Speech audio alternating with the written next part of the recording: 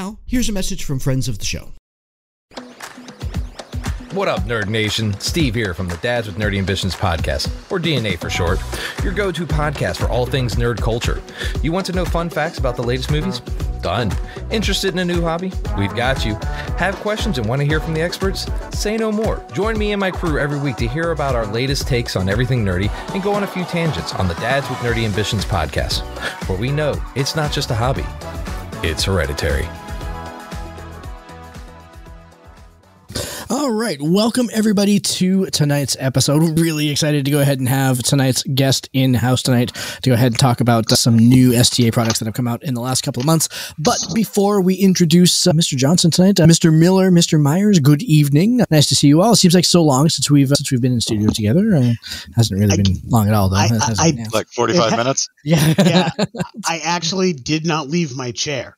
Is that mostly because once you get crammed into it, it's tough for you to go ahead and reshape your room? I have movable arms I can shimmy out. Yep. Yeah. Actually, I was working on Star Trek stuff. Our actual play game, one of our cast members is built a supporting character, and it's a particular race. It's a little harder to find tokens, so I was using a couple tricks and techniques I picked up to make an Orion that'll work really well for him. Put him in Starfleet uniform and that. So we have Excellent. Our new head of our science department on the Delamas Christian picture character sheet ready to go.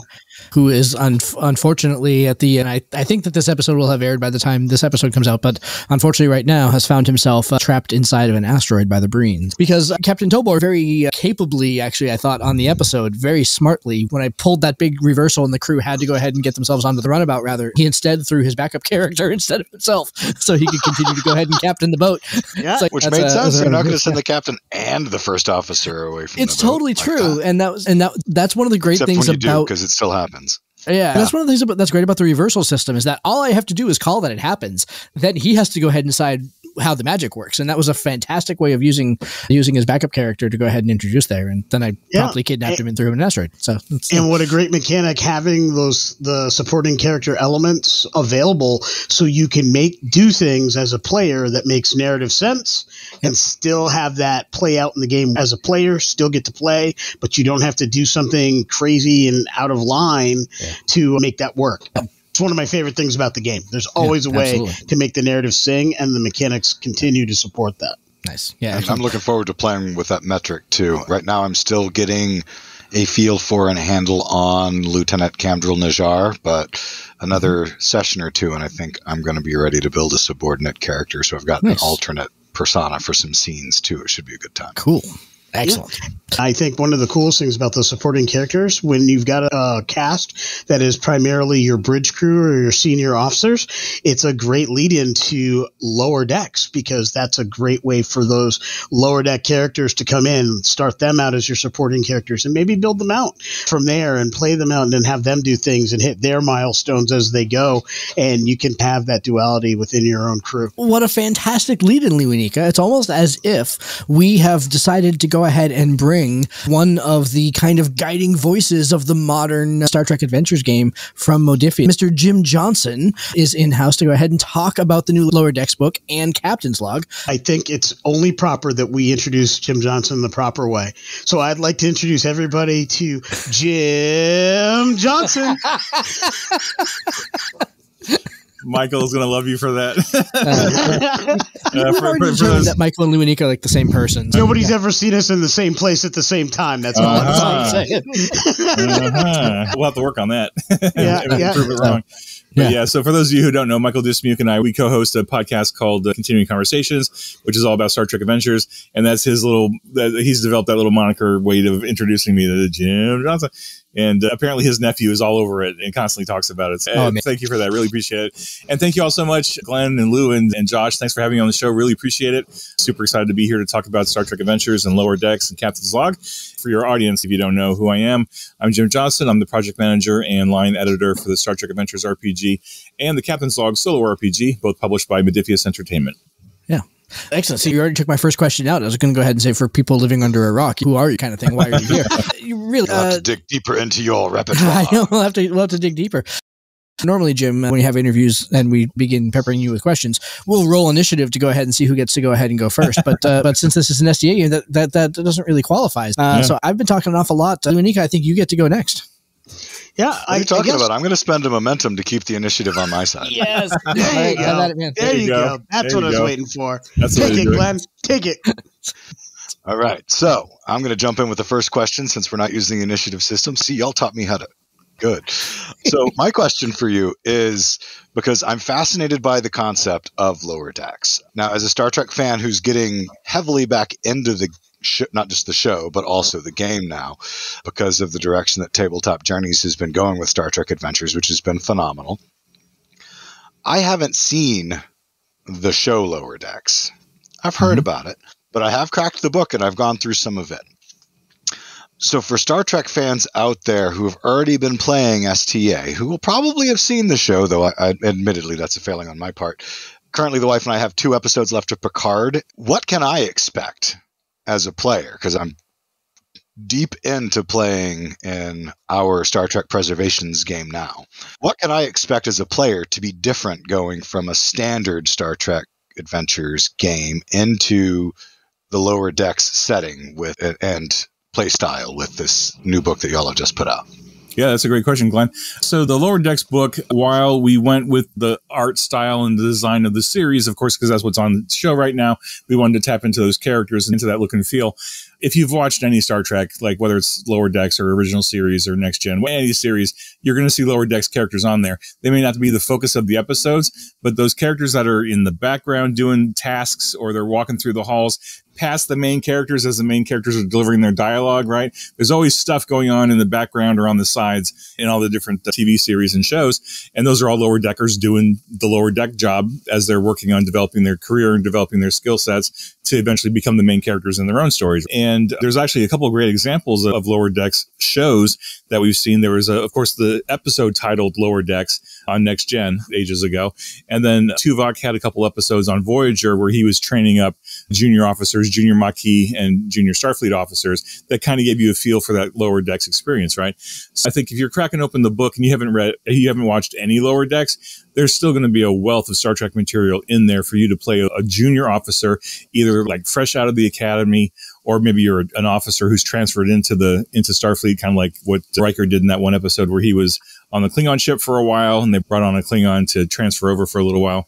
So there's a lot of stuff in the book that is really going to benefit you to play a junior officer as opposed to a bridge officer, like a main chief engineer, chief of security, whatever. Instead of playing that kind of a character, you're playing, not to say Wesley, but like a younger officer who's just starting their career, still learning the ropes, looking to prove themselves maybe. So it's a different focus of a campaign, because instead of being the ones making all the big decisions, you're being sometimes the support people. And you still get into plenty of hijinks and stories, right? Because the stories are focused on you and what you're doing. So it's just a different experience, I think, but it's still very much Star Trek through and through. I really love the concept of seeing the stories that would take place with the Lower Deckers, and they can't see through the big command screen on the front of the ship to know what they're actually doing. They're just running around trying to keep the place from exploding. Yeah, I've always been fascinated by the Lower Decks experience, and part of that is my military experience. I never was a master sergeant. I never got to any great officer ranks. I was a private. I was in the Army for 8 years, and I was a private the entire time, and that was fine by me because I enjoyed my time. I did the job that was asked of me to the best of my ability, and I think I was pretty good at it, as a matter of fact. And I love that experience, ground level experience in my games. My favorite tier of play in other TTRPGs tends to be tier 1, tier 2. Those levels are where I think I'm at my best as a player, and I enjoy the games the most as a player. As a storyteller, that's actually where I have the most amount of fun, though I have fun at other tiers.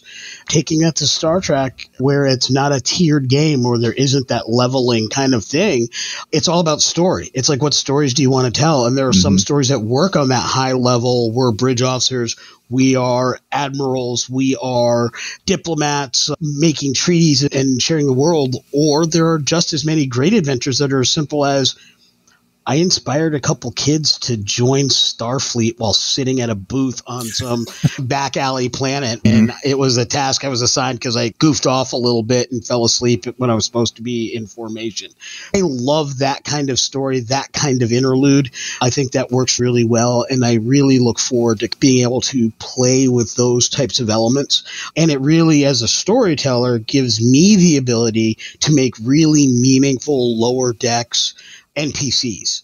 I've always had a good idea, but now I have a good idea, several templates, and different techniques that I can use to really fill in the life of a starship really well, or the life of a space station or a colony really well. And that's what I really look forward to. Yeah, and that's a great point you brought up, Lewanika, is that in Star Trek Adventures, like every main character is effectively the same power level. There's not, if you're playing a Lower Decks character, they're not less capable. They don't have fewer points to spend. They still have the same point system. They still have the same number of talents, the same number of focuses, the same abilities. So if you look at them mechanically, the Lower Decks character is, I don't want to say identical, but they have the same power level as like a full main character, as a senior officer.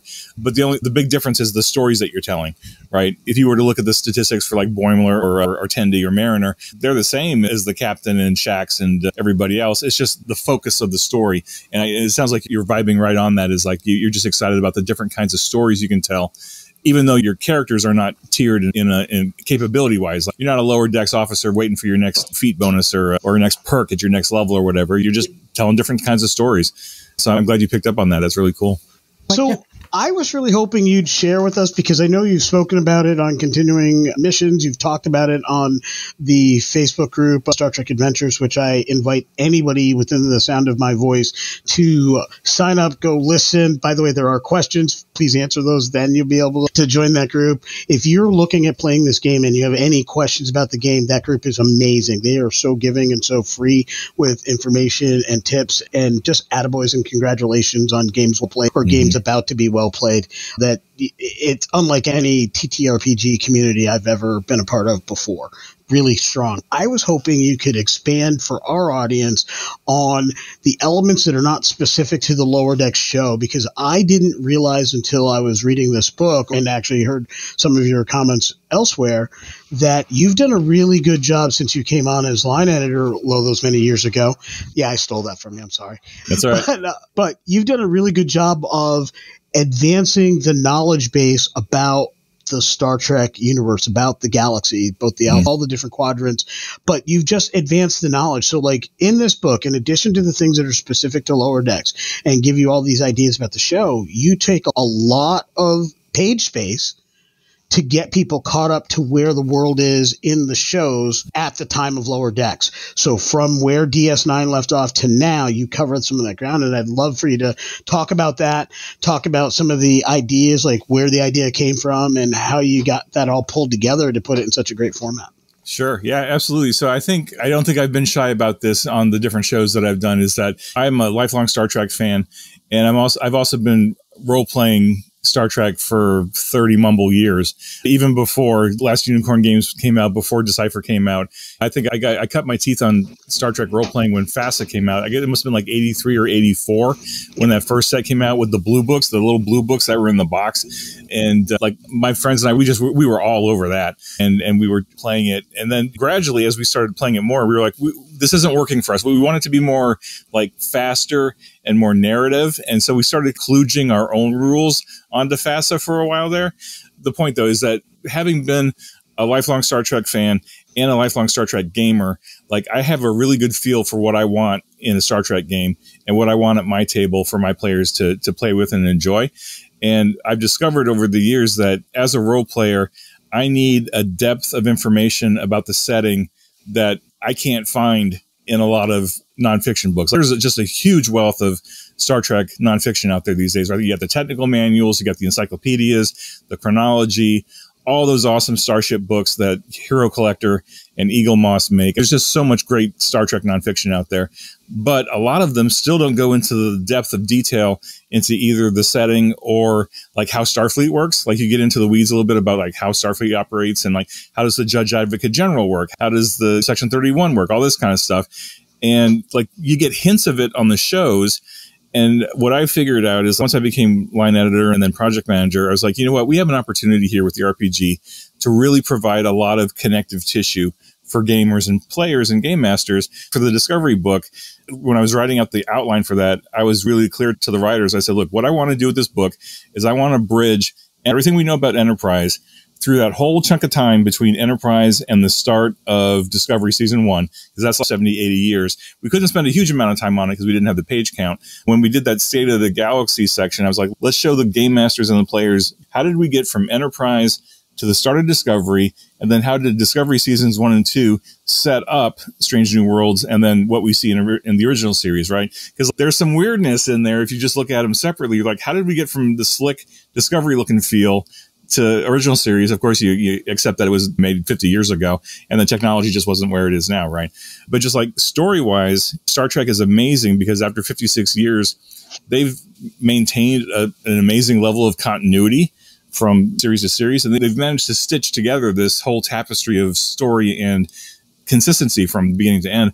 And as a game master and a player, like, I want more understanding of how all that works, because if I wanted to run a campaign in 2220, right, as the Federation is growing and building, but we haven't gotten to that chunk of Discovery yet, what can I do? Where am I going to find that information? Because there's no book out there that has that kind of information in it, because they just haven't discovered it in canon yet.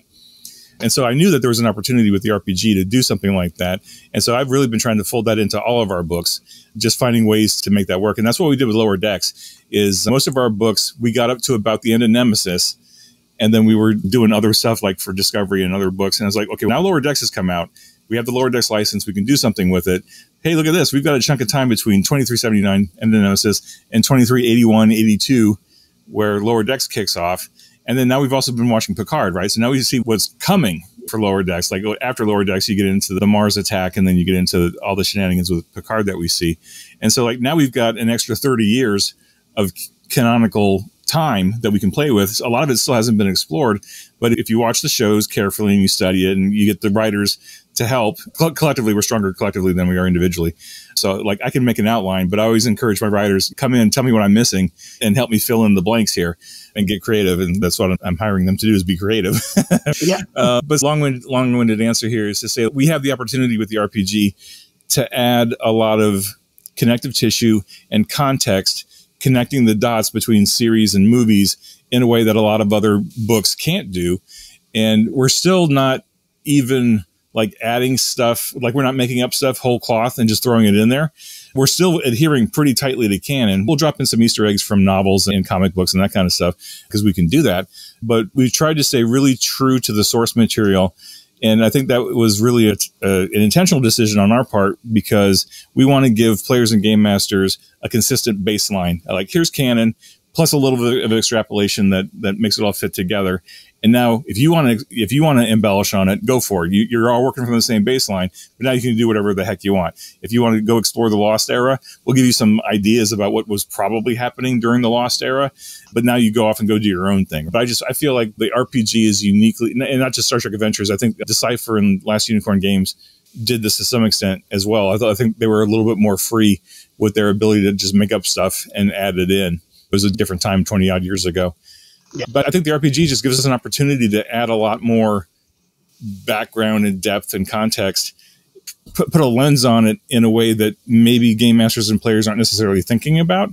And then they may read the book and go, oh, I didn't think of that. Or here's a plot hook that I didn't even consider. Or maybe there's just like a plot hook will drop in there and they may have forgotten about that little one-off dialogue reference in an episode, and you can just take a whole series off of that one little piece of it. So I think it's just really fun to be able to be in a position where we can add a lot of depth to the whole universe and just give game masters and players just a load of options to do something cool with. That's what we're really trying to do, is just make really cool toolkits.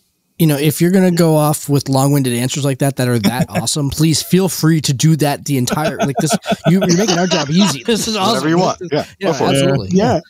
Sorry. No apologies. Do not apologize. If it's going to be that good, keep going. No apologies accepted, my friend. No apologies accepted. Let me get to the second piece of your question then, Lewanika, so that's all about the timeline and just connecting the dots between the series, right? The second piece of your question was, like, how do we do that with Starfleet? So Starfleet is an entity that we've seen on the show consistently. And I think if you watched enough of the series, you have a pretty good feel for how Starfleet works. But as a game master, and especially as a player, like, I need, and maybe it's the method actor in me, I don't know. But like, if I'm getting into if I create a character for my game and I really want to get into that character and I want to be writing short stories about that character, even before Captain's Log came out, I always write short stories about my character. I write scenes, I write vignettes just to get my head into this character and what makes them tick and what makes them interesting. So that when I come to the game table with my friends, I've got a more fully realized character in my head, right? This is me. This isn't how you have to play the game. It's just how I do it because I'm all over this kind of stuff. But it really helps me to understand how things work, even if it never shows up in the game. At least in my head, I know how it works. And fortunately, Starfleet, Roddenberry based Starfleet very much on the U.S. Navy. So like all those concepts from naval tradition and how the Navy operates ports really nicely straight into Starfleet. You got the Judge Advocate General, you've got court marshals, you've got all that like modern military stuff folds in really nicely into Starfleet, even though Starfleet is not a military in the strict traditional sense. It's more than that. So with the Lower Decks book, I was working with the writers and I was like, look, this is an opportunity for us to really do a deep dive into a part of Starfleet that just really hasn't been written about a lot in nonfiction. And that's the whole support operations angle of things. You got Picard and the line ships going off doing the frontline stuff. They're doing the first contacts. They're doing the big exploration stuff. Someone's got to come in behind them and either clean up their mess or start the diplomacy negotiations with the species that they encountered. Like they do a first contact, that's great. But then someone's got to come in and do the second contact and the diplomacy and the negotiations and the trade agreements and like all that bureaucratic stuff that may not play real well on TV because who cares? It's still got to get done though. And like even we can see that with the modern governments, like ambassadors and governments and like all that stuff is really important. And it's not just the frontline people getting all the honor and the glory. It's like all those unsung heroes in the background putting the metal or putting the nose to the grindstone, getting the work done. So how does all that work, right? How does that work? And how does that work? And how can we present that in a way in the game to make it really cool and exciting so that a game master and a player could look at that, even if they haven't watched Lower Decks, they can look at that in the book and say, oh, wow, I could play a whole campaign on the Starfleet Corps of Engineers. And maybe you've read some of the short stories and novellas that they did with the Starfleet Corps of Engineers series of ebooks years ago that Keith DeCandido edited. That was just a great, of course, Gomez, Sonia Gomez was in, that's a Lower Decks connection, right? Because she was in an episode of Next Gen and she became a captain in Lower Decks. But like you could do a whole campaign on the SCE and those are just very different stories than, oh, I'm going to go boldly explore all these different planets and stuff. It's like, no, I'm going to go, our crew is tasked with building this new starbase in this hotly contested section of space. And you got Klingons and you got Romulans coming at you and you got all these personalities and stuff. And that's a very different feel of a game, but it fits into Star Trek because it's stuff that you know has to happen. Like you may see a starbase in an episode kind of in the background and you probably just don't even think about it. But if you stop and pause it, you're like, wait a minute, they had to spend some time building that thing. And what did it take for them to build it? They probably had to negotiate with the people on the planet to get permission to build it. And then they had to probably be some trade agreements and like, what's in it for us if you're going to be building this important starbase in orbit of our planet, right? What are we going to get out of it? There's always a back and forth, even if it's a moneyless society, right? And someone's got to do that grunt work of negotiations. And that's where a Lower Decks game could come in, or even just a support style of game. Or you could play main characters like bridge officers in a support series as well. The RPG, I think just RPGs in general, just give us the opportunity to do deep dives into this kind of stuff to where, like I know when Michael Dismuke was writing the section in the Lower Decks book about all the different roles that a junior officer could play, right? Like whether it's a maintenance specialist or a yeoman or a clerk or something. It's like some of these jobs sound boring, but when you look at a bureaucracy, and Starfleet is certainly a bureaucracy, they might not focus on it much in the show because bureaucracies are boring from a dramatic storytelling point of view, unless you're West Wing. Of course, then it's super exciting. Those things have to be done by somebody, and why not have it be your character doing that kind of stuff? Because that could be a stepping stone to a more important job as they get promoted and work their way up the ranks or something. So we just try to package just as much cool stuff like that in there as we could, just to give people some ideas about the depth of possibility that's in Starfleet, and then just give them ideas on like things that their characters could be doing that isn't the traditional helmsman, chief engineer, chief of security, chief medical officer that we know and love from all the shows for the last 50 odd years. You are speaking our collective love languages, Jim, because my job in the Army was at 12 Bravo as a combat engineer. So part of the Army Corps of Engineers, that's my thing. Yeah. In fact, I even watch YouTube videos on it because some different things that we're writing on now, I wanted to grab some ideas from the job that I did for so many years. And when you mentioned West Wing, again, you're speaking Josh's love language there. Yeah. That is his show. 7 seasons of a magical bureaucracy. I'm all over it. Exactly. Yeah. But you're also talking about the things that we have actually brought to our actual play, because that's exactly what we're doing. We are building a star base in a not hotly contested, but a relatively out there, and there are some challenges area of space. The very first mission that I ran was them fixing a communication satellite, negotiating with the unions that work there and there just happened to be some shenanigans. So they're dealing with some of those and some sabotage and talking with the leaders of the neighboring planet. And that's actually where we started our thing. And that's a lot of what our game is about. While we're not necessarily first or second contact, we are definitely about expanding the reach and breadth of the Federation, all of the little bureaucracies that go along with that. But at the same time, really exciting ways to show that. And this just gives us so many more tools. And we're also all about writing stories that exist within the gaps. Like, we literally just talked about this on our last episode where we were talking about the latest Dragonlance novel that just came out, and how the games that we want to run, we want to put them within the gaps of what has been established. And so hearing you talk about how you have that 3-year gap now between 2379 and 2382, our actual play takes place in 2380. So we're doing the same thing. We're trying to go ahead and write a story that fills in that gap, that post-Dominion War era when the Federation is playing with its identity a little bit, because in war, things happen, and the Federation lost its way a little bit, and it's trying to get back. That's the subplot in the game that we're running, is that it's trying to get back to what it views as its utopian ideal after having to do some things during the Dominion War that they may not be particularly proud of, right? And so we're trying to go ahead and play with both of those kind of temporal gaps, but also those kind of emotional gaps. Where are things heading? So hearing that you're on the same line there is fantastic. That's absolutely our meat and potatoes here. Yeah, totally. And I think part of that, a lot of it stems from me just being a lifelong Trek fan and a gamer, but it's also an element of the writer in me, right? Like, I got my professional writing start because of Star Trek, so submitting short stories to the Strange New Worlds contest back in the late 90s and early zeros. And if you've read a lot of Star Trek novels, like the really good Star Trek novelists, that's exactly what they're doing with their books. They're filling in the blanks. They're bringing in all those secondary characters that you've seen on screen maybe once or twice, and they're blowing them up into full-blown main critical characters of their novels, and they're filling in all those little bits and pieces, like telling the stories that are conferred on screen, but you don't ever get to see them, but then they can tell it in the novel. I feel like the RPG and the novels are very similar wavelengths, because the novels are telling stories, filling in those gaps, and then the RPG, we're providing you the context and the connective tissue to bring it together, and then allowing you to go tell those stories in your way. Certainly the novels are not canon, although some of them are fantastic. And I guess if you want to believe in headcanon, like some of those novels are absolutely headcanon for me because they're so good. Sure. And they're so interesting. Zadi, yes. There's just a lot of opportunity to really, I just love to hear that you're into the West Wing, Josh. Oh, and that you got the background in the combat engineers, Lewanika. That's just amazing. Because that would be so cool. Like, I have a secret wish. Like, at some point, if I ever get some free time, I would love to run a campaign in the spirit of MASH in Star Trek during a war, whether it's the Klingon War or it's the Dominion War, or just maybe even like one of the wars that we don't really see. And when we hear about it, like the whole thing with the Zenkethi or the Gorn or even the Tholian War, like, absolutely, if there's a big war going on, Starfleet's going to have Starfleet's going to have front mobile medical centers going on. We see part of that in Strange New Worlds with Mbenga and Chapel and everything like that. So I was very excited when I saw that.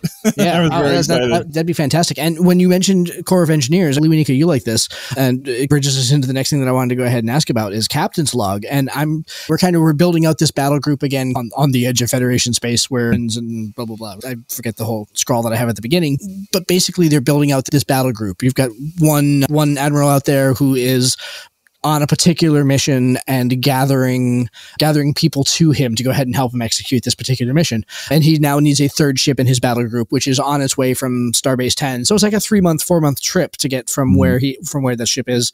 And so I'm running a captain's log journaling game on the background about the XO of that ship.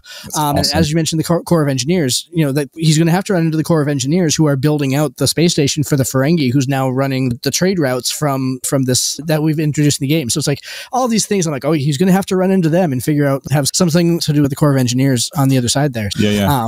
And that really, it's just a couple of questions I want to go ahead and ask you. I'm trying to debate if I want to go ahead and stay on lower decks or if I want to jump over to captain's log. I'll stay on lower decks for now, actually. We have plenty of time, so go ahead. We may have to have you come back to go ahead and talk about captain's log.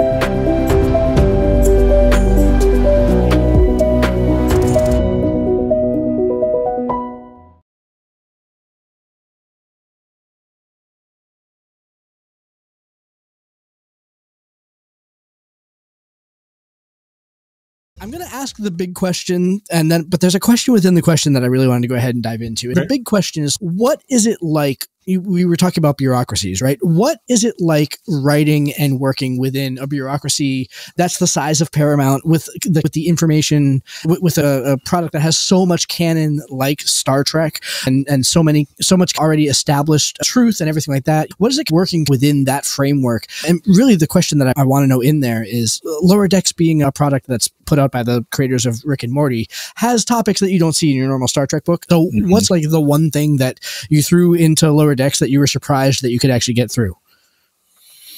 Wow, that's a great question. I don't feel like when we did Lower Decks, like when we got the license to Lower Decks, we were really excited because we knew as soon as we saw the first episodes, we knew we wanted to do something for Lower Decks. But new licenses take time, right? Because the legal stuff can take time. And so I think it was like almost 2 years, right, before the series even came out, before we finally got the license. And like all the writers and I were like, yeah, let's do Lower Decks. And we were already talking about it well before we even got the license. We couldn't write anything, of course. But I think I knew this was the singular opportunity to do a book that was not the same tone as all of our other stuff, right? We could get a little more goofy, a little more funny, a little more silly, still keep it Star Trek and still keep it very respectful and honor the franchise, just like Lower Decks does. But in addition, we wanted to make sure we added more stuff for the people who haven't actually watched the show and just want more great Star Trek material. We had to find a balance there, but that we could get away with more in this book than we could in other books, especially because the humor is so broad. I told the writers, look, this is your remit to get goofy, especially Michael Dismuke. He likes to write really funny stuff. And I've had to rein him in a little bit in some of the previous products that we've worked on because he would go a little too far. And I'm like, we got to keep it PG-13 Star Trek Network kind of level of stuff. We can't go that far. And I always told him, like, if we ever do a Lower Decks book, we could probably get away with this. And then finally it happened. And I said, okay, Michael, gloves are off. Go for it. And so we added a lot of stuff into the manuscript that was a little more beyond what you would normally see on Star Trek, because that's what you can Lower Decks. But I don't think there was any point where we went too far, and then Paramount had to look at it and say, "Oh wait, you've gone a little too far." I think the trickiest part of writing the manuscript and then getting it approved was Mike McMahon and his team. Of course, were reviewing everything because, of course, it's their creation, it's their thing. They're very careful to make sure that it was reflective of what they were building in the series. Of course, plus the series is in active production, so they're building stuff that we can't even possibly know about because we're not read into the scripts or anything. So we don't know what they're going to do until we see it on screen, just like everybody else. So we just had to make educated guesses. And there was a couple places in the manuscript where we did make educated guesses about where we thought they were going. And the notes were basically, take that out, take this out, please edit this, please trim this because the production team is going to be developing that in the next series. They didn't give us any more detail than that, other than to say, read between the lines, your guess was correct, but we need you to cut it out of the book because the book will be out before the series. Season 3, yeah. There were a couple of places where, especially with the Badgie sidebars, like if you've read the book, we put in a lot of sidebars in there from Badgie's perspective. Badgie has very distinct personalities when he's like off the rails, and then when he's like the normal virus, right? So like we had to really kind of like find his voice and his tone. And there were some places where the Badgie sidebars went a little too far into the malicious kind of realm. And there were some that were just a little too gentle. And so the notes we got back were like, okay, this is too much. Bring it back a little bit. This one's not far enough. You can bring it up a little bit. And so it was just a matter of tweaking the dials on each of the different sections of the manuscript to dial it into that right tone. And it took a little bit of work. I think this was the one manuscript that we've done over the last 7 years that had the most significant amount of rewrites. And that sounds like a big deal, but when most of our manuscripts come back with like 3 notes, and it's usually like just typo stuff. It's like, fix this grammatical error on page 38 or something. It's usually little stuff, but the notes we got on Lower Decks were a bit more significant, partly because we were still trying to dial in that right tone. And of course, the production team had been working on this series for 3 years. They had a really good idea of what the tone was, and they were seeing that some things weren't syncing up. So we worked with them on that and got it dialed in better. But I don't think we went too far anywhere. And we certainly didn't try to sneak anything past them because we're far too respectful of the property and the franchise to do that. And Paramount really, we have a great relationship with them. They love what we're doing and they understand how respectful we are. And they know that we're not going to try to sneak anything past them. So not to say that they've given us a long reach to get away with stuff, but they analyze everything very carefully. They are super detail oriented and they'll call us on the most minute details, which boggles my mind, but then it also makes me feel like I need to be doing better. They find a little detail in a graphic or something that needs to be fixed. And then I look at it and I'm like, oh shoot, how did I miss that? I should have known better, darn it. But now I'll know for next time. Yeah. But anyway, so in answer to your question, like we didn't write anything in the book that we weren't sure about wouldn't pass muster, but we really tried to get into that Lower Decks kind of spirit and feel. But again, still trying to find ways, like what Glen was talking about earlier, to make sure that even if you haven't even watched the show, you're still going to get a lot of benefit out of this book, especially like some of the tools we built in there, like the random tables and especially like the creature creation section. There's a whole section in there about creating your own little beasts and monsters to throw at your characters. And you could put a Lower Decks kind of goofy, gross spin on it, or you could just play it perfectly straight and go make some horrible creatures to terrify and annoy your mainline kind of Star Trek crew. It's a great product. Yeah. Did I get to your question, Josh? No, you did. No, totally. You absolutely did. That's why I was secretly in my heart hoping for some little tidbit that you were like, let me go ahead and try this and see what happens here, and kind of surprised that you got it in. But your answer absolutely makes sense. The fact that the way that you're handling the material is so deliberate. Like you're really trying to go ahead and make sure that you're being very diligent about the material. You're really doing your homework and making sure that you're covering it correctly, not just appropriately, but correctly too. So yeah, your answers really make sense. Yeah. As a lifelong Star Trek fan, I feel that this game, what you've done, what Modipius has put together, and the baton that you picked up and have been carrying, you've been wonderful caretakers of my fandom. Yeah. I think that is the truest thing I can say. And I too played FASA back in the day, didn't find it quite enough. Wasn't a fan either. Tried to corral GURPS to make FASA work, couldn't get that to work. I tried so many different ways to make something work. Last Unicorn Games was close. It wasn't quite there. I have the Last Unicorn game like within reach of my station here. That's a game that I know and love. That's the one I played the most of. Yeah, and then Decipher, I thought Decipher was a step back from Last Unicorn Game, and that's not meant as a disparagement. That's just a player who said, I really enjoyed this product. And when I first became aware of this game, and I think I've actually mentioned this to you, Jim, is that my biggest fear was, am I going to be stepping back or at least be as good as Last Unicorn Games? And to my wonderful surprise, far surpassed anything I could have imagined the game to be. As a game, just a tabletop game in the mechanics, light years ahead of anything that has come before because it's based on the narrative. Its ability to mirror the shows we watch and be mechanically supported to do, unlike anything I've seen for Star Trek before. Take note, other IP franchises, you need to find a system that helps you achieve that goal. And I'm not saying that this is that system for every IP, but it's certainly the perfect system for this IP. And I hope that never changes because I just enjoy it. Like, I feel Star Trek. I can just as easily watch an episode on TV, run a session, go back to watching it, and I've had an entire day of Star Trek. No one piece of that feels any different than the other. Whereas before, it just felt like a different thing. It just felt different. This feels, in all the right ways, the same.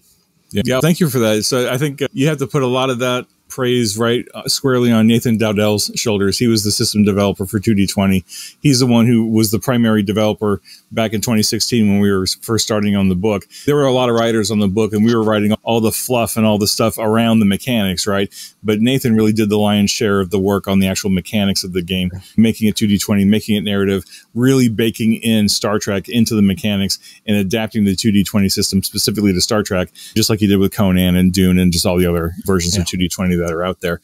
So I want to make sure that we give plenty of kudos to Nathan, because without Nathan, this game would be, I can't even imagine what this game would look like without his initial hard work on the core book.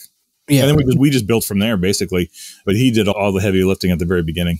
Yeah, we did several episodes about the core rules, or not even so much the core rule book, but like mechanically, how does the 2D20 system work, introducing it to our audience. One of the things that we noted at that time is that, in particular, the threat and momentum mechanics that you have, that kind of in-game currency that you can use to go ahead and push narrative one way or the other, that players have access to it, storytellers have access to it, everybody kind of pushes and pulls on that same spectrum.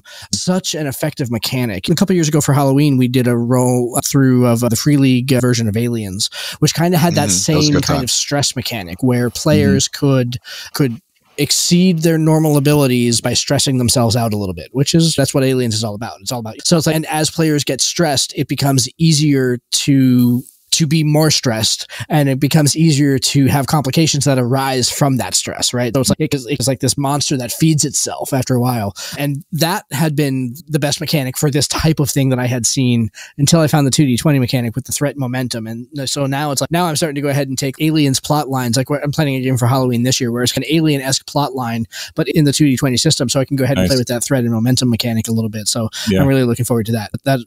So well-deserved kudos. Yeah. So. Yeah, super cool. Yeah.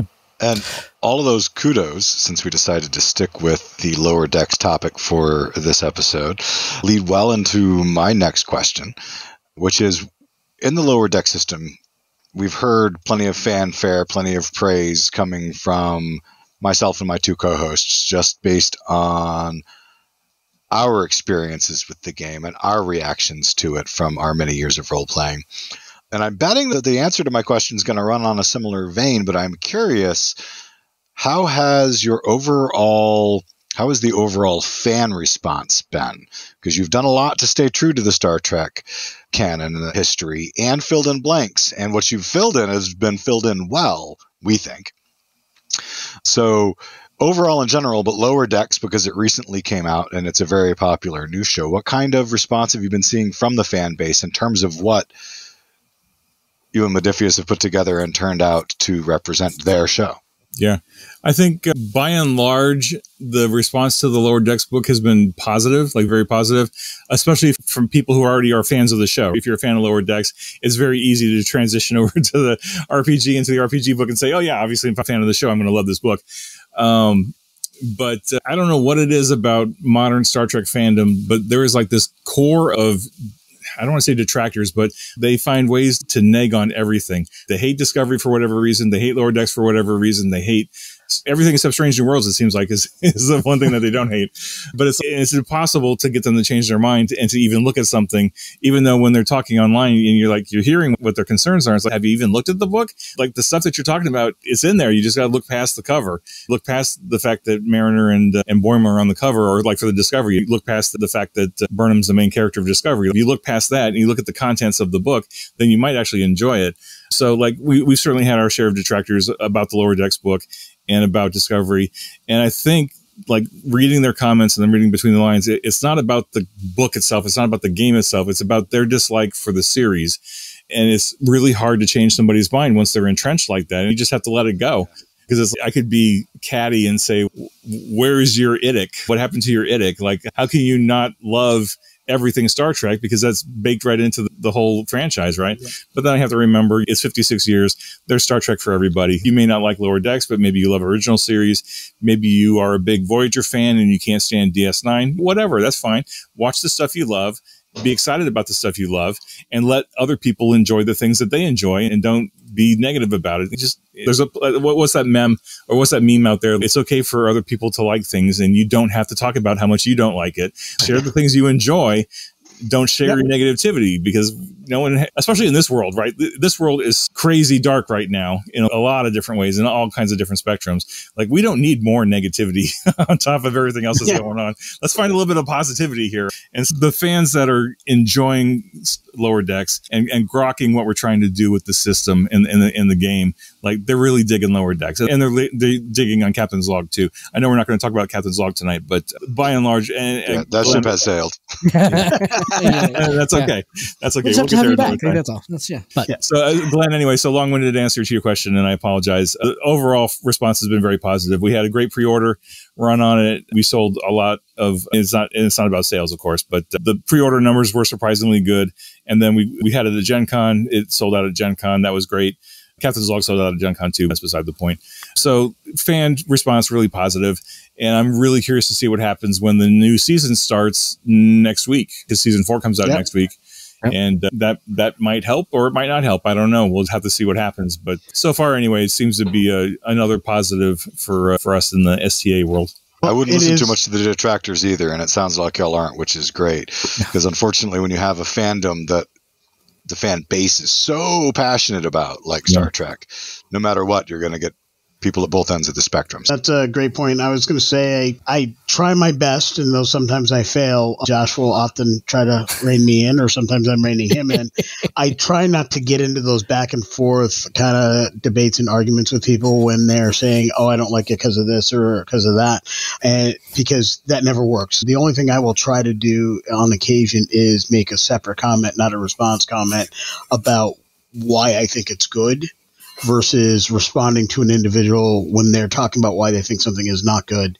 Because I always keep in the back of my mind, it's never about the person who is entrenched. It's about all the people standing around them looking and who are afraid to speak up that may have a question. And I'm always in my head trying to answer that question or speak to that person, not the entrenched person that I can't move. If someone's immovable, they are immovable. All the people around them, they probably want to get away from them. And if I can help steer them in a different direction, I will be happy to do that every day of the week. Yeah. All right, Lewanika, next question. All right. So we probably only have time for one more question. So make it a good one. Yeah, no pressure, kid. Make it count, right? That's all you got. You're one shot. You're one shot. I was hoping you could give us a little insight without spoilers on the mini campaign that's also part of Lower Decks. The 9th chapter is about that mini campaign. You've got 4 missions here that are in the game, and I really kind of wanted to get your thoughts on that and how that incorporates. Do you think it's a great place for folks to start overall, or what are your thoughts on the mini campaign that's within the book? Yeah, I don't want to spoil it, but I think the 3 episodes of the mini campaign that are in the back of the book are written entirely from the point of view of Lower Decks characters. So the expectation is that you're playing the junior officers as opposed to the senior bridge staff.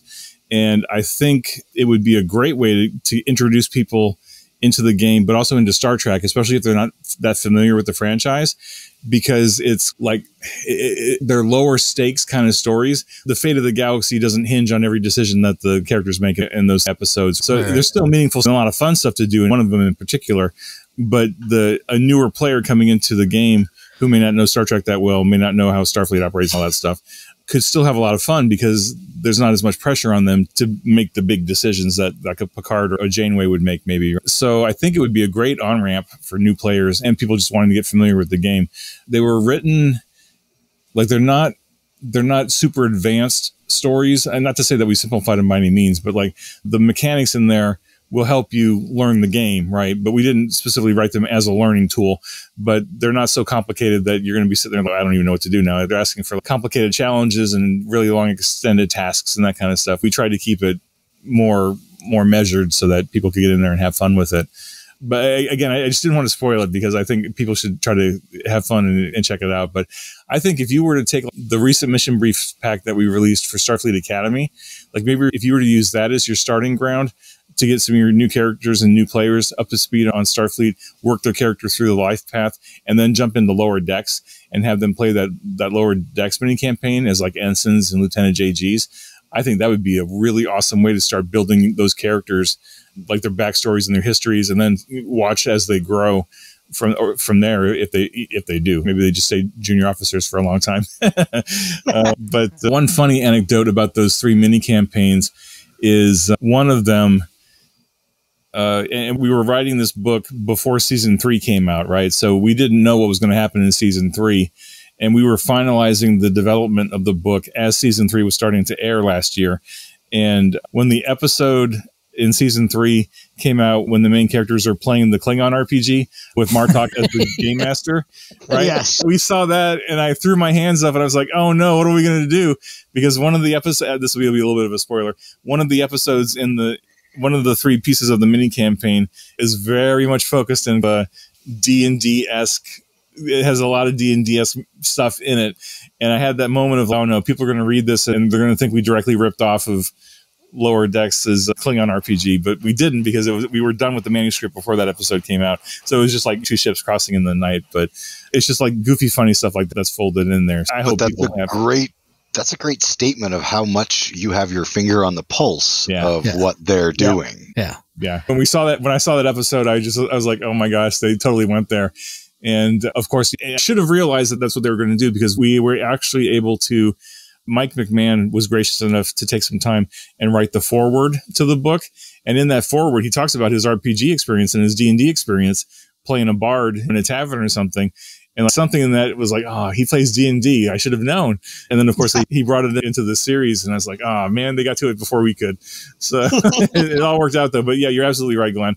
We got lucky feeling like we knew we were on the same wavelength with them. And then we were able to fold it into the book and just make it work. So it was just fun to pull it all together. Nice. Excellent. Well, yeah. Sometimes it's better to be lucky than good. Yeah. On the website, it seems like they have both. The harder, what's the adage? The harder you work, the luckier you get. Yeah, exactly. Yeah, exactly. And not to totally derail it too, but like the whole Klingon role playing game that they were playing there, such a great statement about the use of AI technologies in modern gaming right now. It's such an interesting way to go ahead and put that. So the fact that there are parallels there, it really adds a kind of a sense of today into this game that's taking place in the future. Yeah, I have to admit though, I'm willing to bet Mike McMahon probably played that old Next Generation VHS game where Robert O'Reilly. That's a deep cut. Where Robert O'Reilly played a Klingon that wasn't Gowron, but was clearly him with his eyes, playing that game where you had to queue it up and you had to play certain sections of the VHS tape along with the game. Because it was so fun. I mean, you can go watch clips on YouTube if you're really curious about it. But yes, it's like the old VHS Clue game too. That was that's like the game of my youth. All right, Jim, it's hard to believe that an hour has already gone by, man. This has been fantastic. Thank you so very much for taking some time this evening to talk with us. If our readers want to learn more about Star Trek Adventures and specifically about the work that you're doing with them, how do they find you and how do they find, they can go to their game store in theory and find Star Trek Adventures, but how do they find what you're doing? Yeah, go to Modipius.net, or if you're in the United States, go to Modipius.us. Those are the 2 web stores. All the main content is on Modipius.net, and that's where you can find the blogs and the free downloads and the resources and all that stuff. There are lots of social media channels for Star Trek Adventures, either official or unofficial. I'm on all of them, so I'm not going to be hard to find at all. I'm on Twitter at @scribe_Inetti.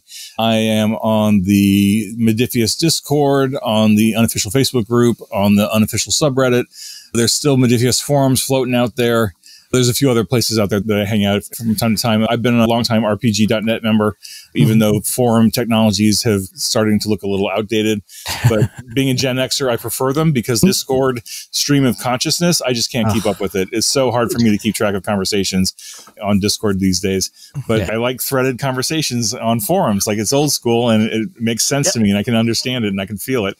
But yeah, so if you are into Star Trek Adventures at all and you find any of those social media channels, you're going to find me one way or another. I'll be talking incessantly about the game because I'm super passionate about the game and the franchise. And I want to do everything I can to share it with people and get them excited about playing the game. In fact, I don't even care if you buy it. They'll get the free quick start. That's all you need. Yeah. The free quick start and some dice, and you're off and running with Star Trek. Yeah. Hopefully you check it out. Ask me questions, but especially, and I want to just make sure I say thank you to the fans, because Lewanika, you alluded to this earlier, how awesome that Facebook group is. I am super, super excited to see that the fan base of this game are so supportive of each other on their own. Like, they're not getting prompted from the company or from anybody else to go do it. Or Paramount's not telling them, hey, why don't you be supportive? It's just the fans taking it upon themselves to support other fans and new fans as they're coming into the game. And that's gravy right there, because like you can't put a value on that, because it's the fans supporting each other and supporting themselves and growing this game at the grassroots. And I try to honor that with every product that we come out with, just to make it better and better, to give people more tools. So I'm grateful for the fans every day for everything that they're doing to support the game. We're certainly doing what we can over here. Lewanika showed us STA back at the beginning of the year when our actual play got derailed a little bit by the whole Wizards of the Coast OG Elkerfluffle. STA very nicely fit into that niche, and we've been riding that train ever since and loving it. That's great to hear. Thank you. Yeah. Yeah, like right. I knew when we got it, when it came out, this is gonna be my thing, and I was just waiting for that opening, and as soon as that opening hit, I'm like, now. Facetious and say any way to chip away at that market share and to pull people from one game to another game is a win. But ultimately, like, the hobby is big enough for everybody. Even though Wizards of the Coast is the big 800-pound behemoth, everyone's playing D&D. That's okay.